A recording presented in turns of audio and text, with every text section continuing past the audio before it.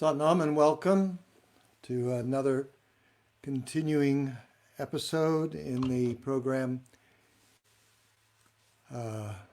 Your Miracle Mantra Moment. And so as people arrive, I'll just take a moment to let you know that we do this program every Tuesday and Thursday, and we start off the program by chanting the Shabad Dhandan Ramdas Guru Jinsiriya Tine Savaria. And we do that for the benefit of connecting to a feeling of the healing through that mantra of Guru Ramdas, the touch of his hand, but also we connect to his embodiment of infinite compassion. And at this time, you know, as we are perhaps feeling sorry for ourselves a little bit, that we are less able to do what we want to do, but it is a time also to feel that everyone around the world is experiencing this challenge at the same time, and many people have much worse situations, so we can connect to that with compassion and understanding. That's one of the things that this Shabad will bring. And then finally we do this Shabad because as a meditation, it helps to relieve the anxiety, the fear of what's next, what's tomorrow, what's around the bend. So for that, you need to do this with a mudra, where the right thumb is up, the left hand wraps around that thumb like a fist, and then the fingers of the right hand come up along the back of the left, and you just hold it gently at your heart center, and your elbows are relaxed at the sides. You can have your eyes open, or 1/10 open. Sorry, you can have your eyes closed, or 1/10 open, fixed at the tip of your nose. You can be silent, listening and meditating, or you can be chanting these words as well. And usually someone will post the words, if you're not familiar with them, in the comments. So just check that out. Otherwise, they're available very easily online. And if you're not familiar with the words and you couldn't find them, just listen and feel the sound current, the nod of these words as we chant them. All right, so I'm going to start now, and then afterwards we'll discuss some topics. So if you want to say hi and put your name in the comments section, and also if you have any questions, feel free to place them in the comments, and if I can, I'll get to those questions. So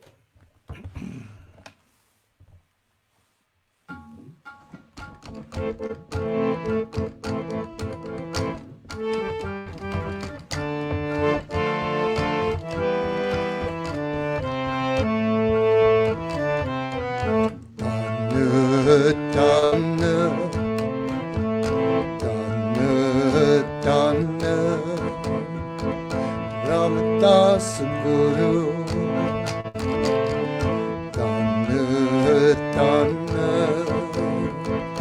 Ramdas Guru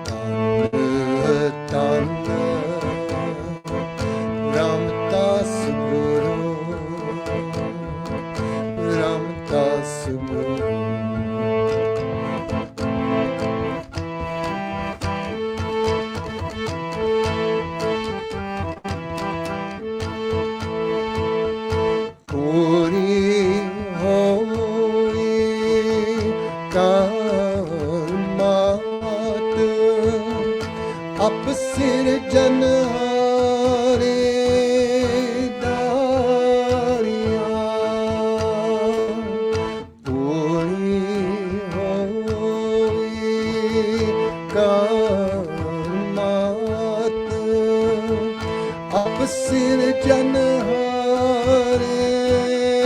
Daria सिकी आते संगति पर ब्रह्म कर नाम सकारिया सिकी आते संगति पर ब्रह्म कर नाम सकारिया पर ब्रह्म कर नाम सकारिया पर ब्रह्म कर नाम सकारिया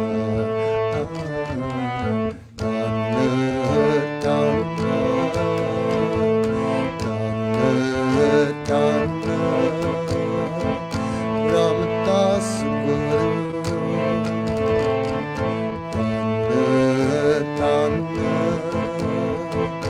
रामदास गुरु जिन सिरिया तिने संवारिया जिन सिरिया तिने संवारिया तन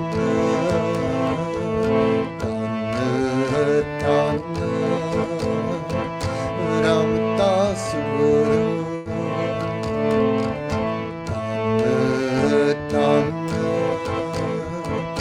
रामदास गुरु रामदास गुरु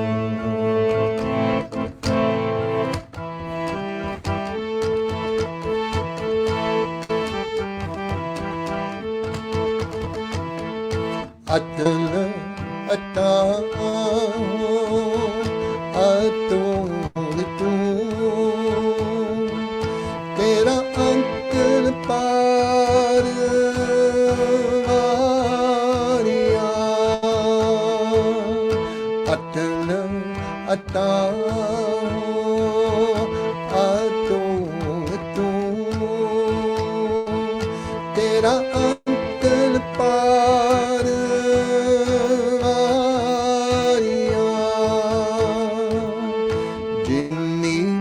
सेविया बहुतार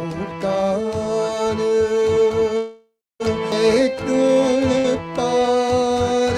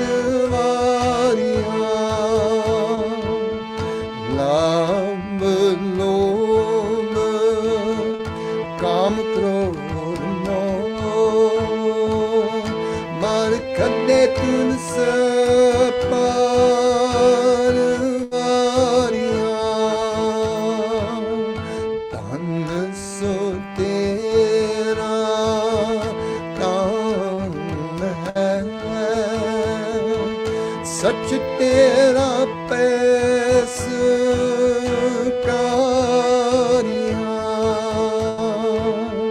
तन सो तेरा तन है सच तेरा पैस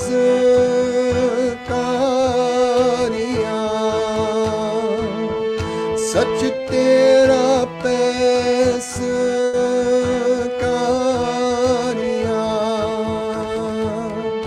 सच तेरा पैस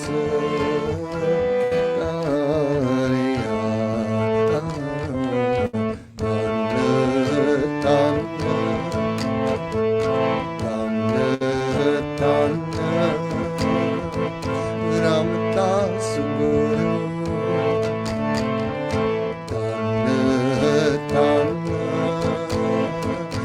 रामदास गुरु जिन सिरिया तिन्ने सवारिया जिन सिरिया तिन्ने सवारिया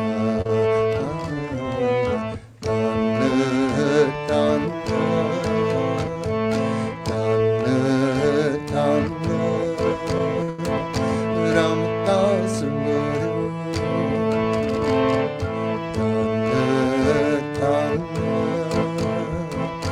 रामदास गुरु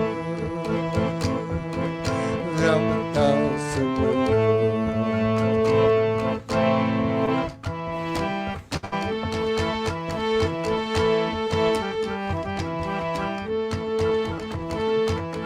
नानक तू लहना तू है गुर अमृत तू विचारिया नानक तू रहना तू है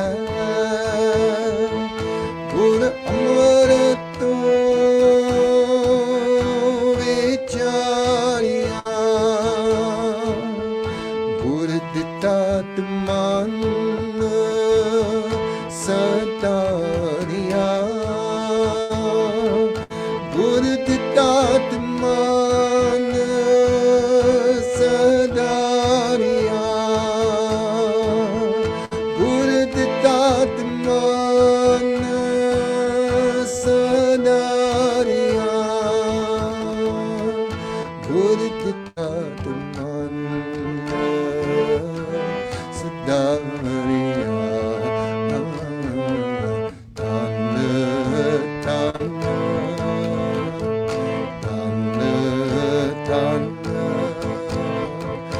रामदास गुरु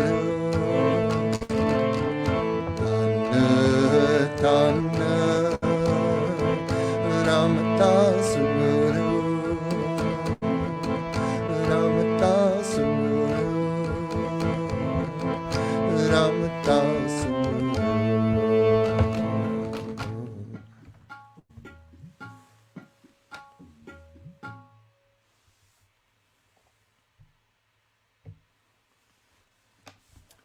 ਵਾਹਿਗੁਰੂ ਜੀ ਕਾ ਖਾਲਸਾ ਵਾਹਿਗੁਰੂ ਜੀ ਕੀ ਫਤਿਹ. So welcome those of you who have joined us in these last few minutes, and I'm going to move my computer a little closer so I can see your comments.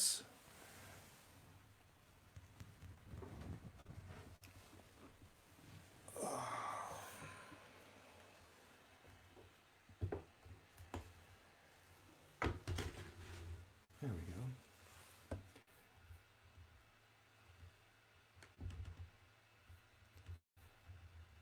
So greetings to Margaret from Essex and Jesse, I think from California, if I'm not not wrong.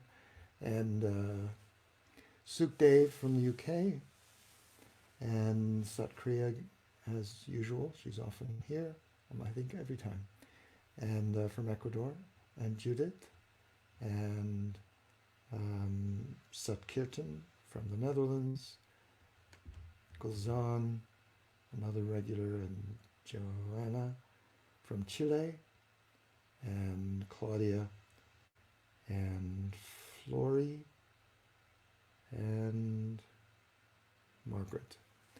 Well, welcome to you all. Glad you could make it. And I was thinking maybe somebody might have a question today, but that's okay. Maybe while I'm talking, something will come to your mind and you'll want to ask it. If you do have a question, feel free to put it in the comments section. So today, I thought I'd talk a little bit on a topic that that doesn't come up very often when we're just talking about Gurbani, although it is part of the central teachings within Sikh Dharma. Not many people talk about it in relation to Sikh Dharma, and that topic is karma and reincarnation and liberation. These three topics are all connected. And so in the Western tradition, up until, relatively recently in our history, it was the common feeling or understanding that your place in life was determined by your birth, high or low, geographically, wherever you might be born, that's where you ended up most of your life. And so as we look at the history of Europe, this was really defined people. If they were born to a farmer or someone in poverty, they generally stayed there. And if they were born to nobility and in wealth, they generally stayed there too.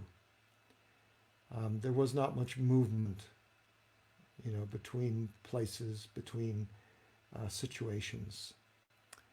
And in that Judeo-Christian framework, it was not hard to see how the concept of God as being somewhere else, in yet a sort of higher level of that hierarchy,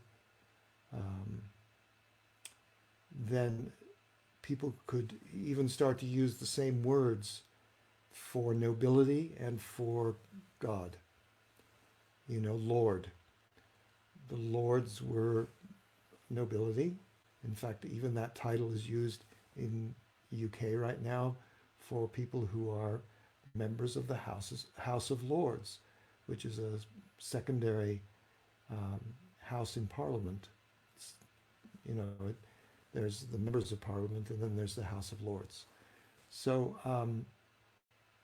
these terms, you can see how they got used to talk about nobles, to talk about God. And so it left us in a kind of stuck place for many of our predecessors in Europe and in Western civilization. There weren't many options. Then along came the United States, America, and it was this experiment where people could dream to rise above where they were born, and the concept of democracy and all of that really changed the way people started to think about what options they had. Meanwhile, in the East, in India and China, let's say too, there was a different understanding of life and your situation. and it had to do with something called karma. So karma is most easily understood as kind of in terms of gravity, Newton's third law of gravity. For every action, there is an equal and opposite reaction. So we can sort of understand karma that way, that when we take action, that there is often karma created, and it's usually in the inverse of what we did, sort of. That gets a little cloudy. That part of the metaphor doesn't always hold up. But the idea is that there is rightful action, action that takes the situation to the best outcome, a higher outcome, and then there's unrighteous action that takes the situation to a selfish place or a hurtful place, right? And so as we talk about these two types of actions, then we can start to see how there is karma created, certainly, easily we understand this, when there is a bad action, an action that is selfish or hurtful. And I know we all can think of examples in our own lives where either we have taken those actions or others around us have taken those actions, and we have been on the receiving end of that. And so this idea of creating a kind of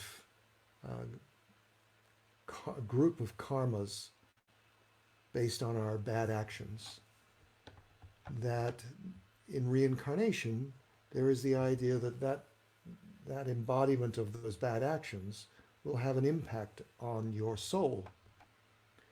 Because in reincarnation, there is the idea that we are not given just this one life, that our soul has been going through a series of births and deaths in various forms, perhaps human, but also perhaps from the animal kingdom. In that, the idea is that these lives, these opportunities to be in life, are a process for our soul to resolve karma, to work out karma. Sometimes the soul carries karma from a previous life. You know, there's this concept that if you're a really bad actor, that you're going to come back in the next life as a cockroach or, some lower form of life. And, I don't have a personal experience to tell you about that. I can only sort of guess at that. And it seems like, that could be a possibility. That's what the sages have told us all through the ages in teaching about reincarnation. And likewise, that if you are generally creating good karma in your life, then your soul moves on to a higher level. And ultimately, the whole point of this is that your soul releases all its karmic attachment and then is released to merge back into the source of all, the infinite divine consciousness, the one, or God. And so that stage of doing that we call liberation, or mukti. And in some traditions, that idea of liberation is just accepted as to be only available at the end of your life. In other words, you only attain that when you have lived your full life and your karma's done, you die and your soul is liberated. And we say that often about people we love who are genuine do-gooders, trying to do the best they can, make that general assumption, a statement that they have been liberated. And we hope that to be true. But Sikh Dharma takes a slightly different take on this. And that is, they have a concept called Jivan Mukti or Jivan Mukta, either way. And it's this concept of being liberated yet while still alive. And on the path of a Sikh, yes, there is this idea that you should do good, And one of the major avenues that a Sikh is encouraged to pursue is what's called Seva. Seva is selfless service to others. And it can take many forms. It can be seen and unseen. It is genuinely something that you do without expecting any return. And that's the hardest part to Seva, is to do it without looking for or even desiring some benefit. Just knowing that you're helping some situation or you're helping somebody else should in itself be enough. And, perhaps everyone listening has had a chance to do a selfless act. And maybe several times in your life. And sometimes it's born out of that genuine, authentic desire just to help and without desire for any recognition, any reward. But it's amazing how many times we step into that with a kind of motivation that is selfish. That's, well, if I do this, people will notice me. If I do this, maybe someone will want to do something for me. If I do this, maybe people will want me to be the next leader of this group, or they will see me as being more righteous, more knowing, more spiritual, whatever the word is, in that situation, that we look for some reward after doing this selfless or supposedly selfless act. And, Seva, as I said, it doesn't have to be just literal doing work for others. Like, when I was growing up, the Boy Scouts was a place where you were expected to learn ideals and learn how to be a conscious or aware citizen in society. And the story was that you would help an old lady across the road, right? Okay, well, that was a cliche, of course.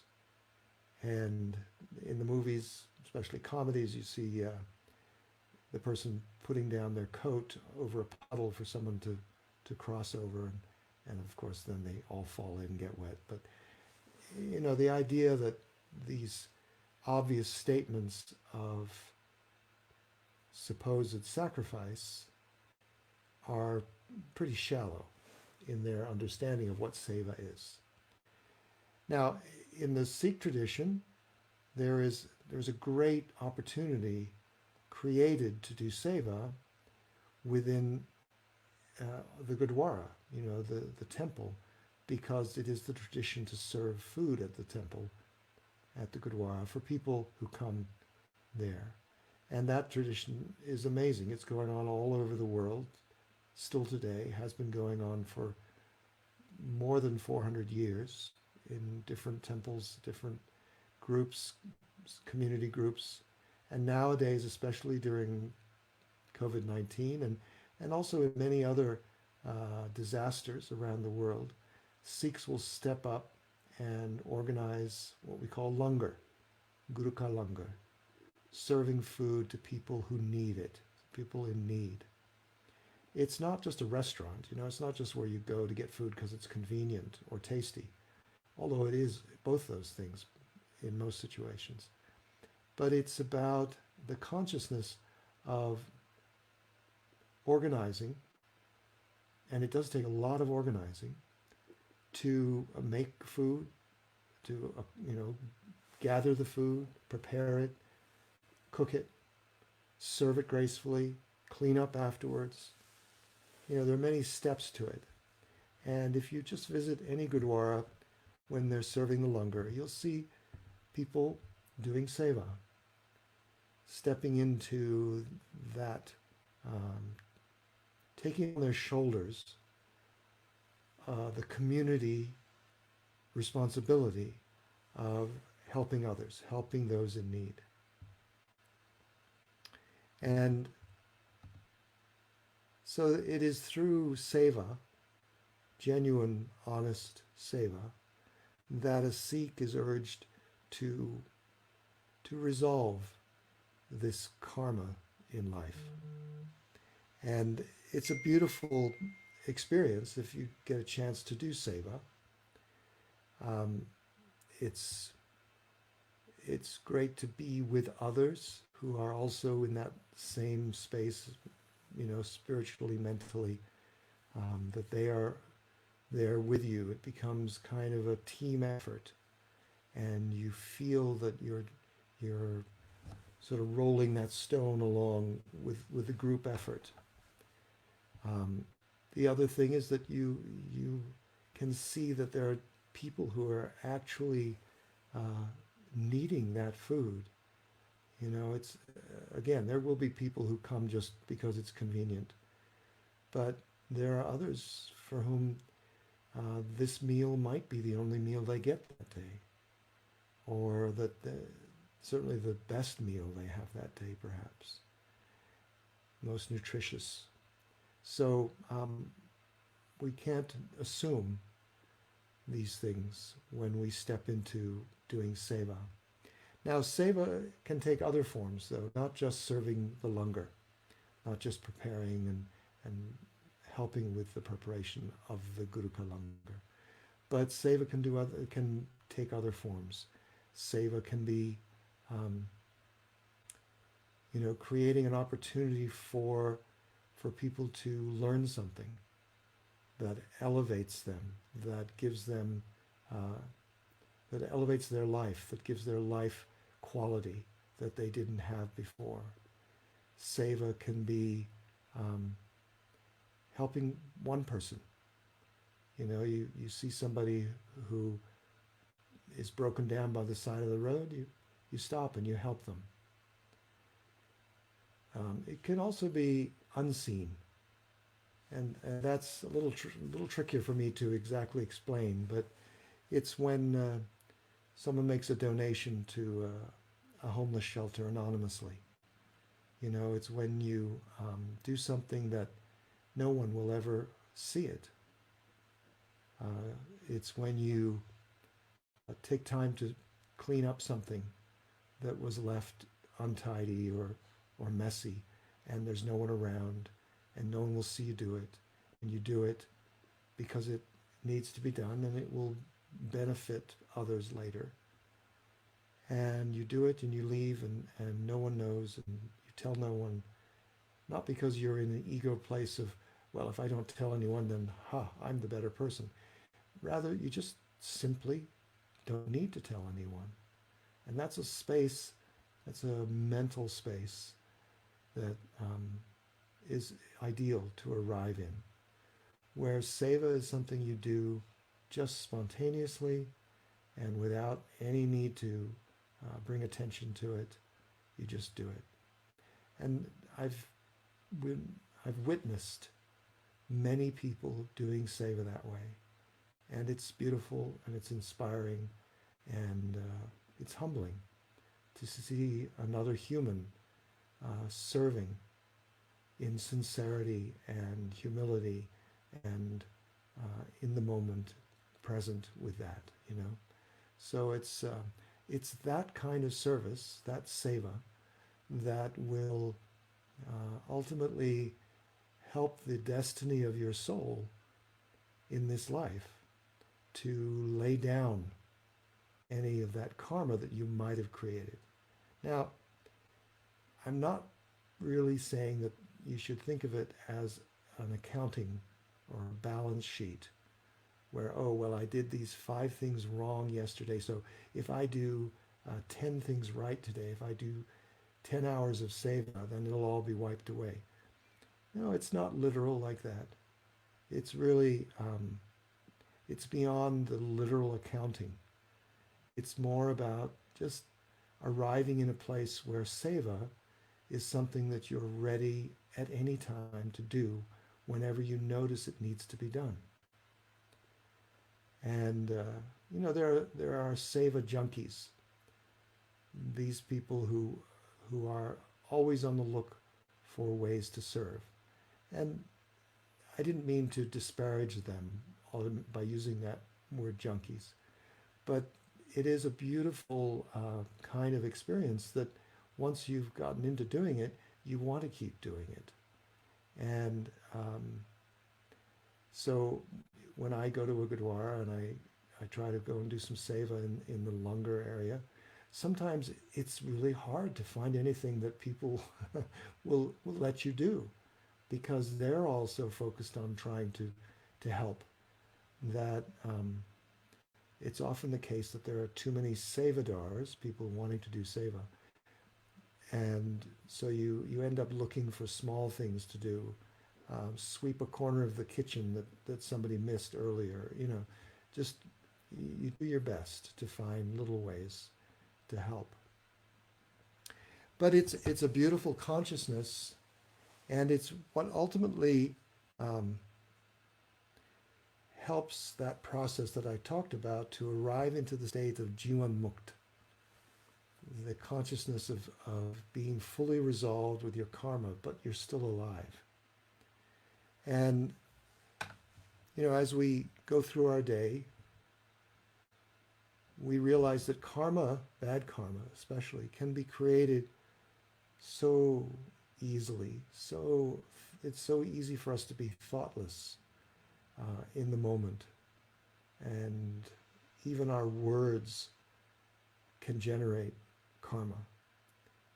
And so I encourage you, as you look back through your day, as you're sitting meditating perhaps in the evening, or the next morning when you're sitting and meditating, and you're reciting a mantra or reading banis, just allow yourself to kind of fortify with the affirmation within yourself that you're going to be very mindful throughout your day to not be unconscious, unaware of how your words and your actions affect others around you and the situation around you, to take time to pause before you speak, take a breath before you respond to someone. Make sure you understand the fullness of what your intention is with those words or with the action, and understand the fullness of the situation. So you can see clearly that there is sometimes an optimal situation that you can do if you just pause for a moment. Now, sometimes you can look at that and you see, but if I do that, it's going to cause karma, and so you have to think about that and understand it. And I know it's probably exasperating for the people who are waiting for you to speak or act, but it is better to pause and then do the right thing rather than jump and do the wrong thing. But even as we pause and we see the options that we have of how to speak or what to say or what to do, sometimes we see that there is action that is, or a word that is going to be better for the situation. It's going to serve the higher outcome for everyone. But it may involve you taking on some karma. And so if you take that karma on knowingly, it's a different kind, it's a different quality of karma. It's very fluid. It's very, it washes through you and it releases. You know, there are times in leadership when you have to take some steps that may look at first as being harsh or rigid. And you have to feel into that and find out whether are you just responding to the fact that it is a hard decision, or are you responding because you don't want to take that on? You know, this idea of tough love is a real thing in terms of looking at how we respond when we are aware of our karmic exchange in that moment. So, you know, the goal is to live in a state of balance, and so that you're not creating karma. But as I say, when you have to, when it's unavoidable, when the best outcome is served by taking some karmic step that creates karma for you, you know, that's taking that on in a way that is noble, and it actually is a kind of strengthening experience for you to go through, and you learn from it. You know, as I say, Sikhs don't believe just waiting for end of life to step into this liberation, but to be in it in this life. And I know it sounds like a far off destination for you perhaps, but we each can step into that just little by little, feeling into that as we are also holding clearly onto our own humility in this process. Because ultimately, there's one more force that plays a role in this karma, reincarnation, and liberation, and that is grace, or divine grace. And so we enter into devotional prayer, practice, chanting, singing shabads, all of that, with the idea of developing a closeness to that divine presence, with the idea that by getting closer, we experience that grace. And I've talked to this a little bit before in one of our discussions, the idea of the divine grace, the glance of the divine, the Madhur Nihal, the idea that even in just a moment we can experience that, you know, and that what a blessing that is. And that experience of being able to see and have the face of the divine revealed to us is something that comes through practice, through our devotion, through our seva as well. So Guru Ramdas was a great example of this, that he did seva, and that through that seva he experienced that grace of the Guru, because Guru Amar Das saw that devotion in young Jeta before he became Ramdas. He saw that devotion and he nurtured it through his grace, and then bloomed within that life Guru Ramdas. So we also can touch that divine grace through our practice, through our actions. And so anyway, I'm going to just check for any questions or comments that people are having here. We have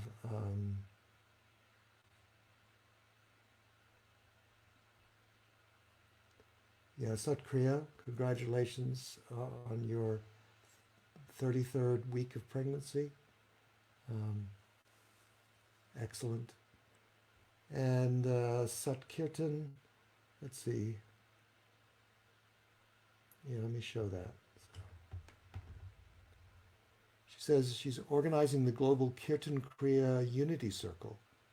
And it's a Seva project that was born to me during the COVID-19, in which we create a 24/7 ongoing sound current of the primal sounds. She's referring to Sata Nama in the Kirtan Kriya. And it's connect and to inspire yogis all over the world to transform themselves. Yes, thank you. That's a great seva. And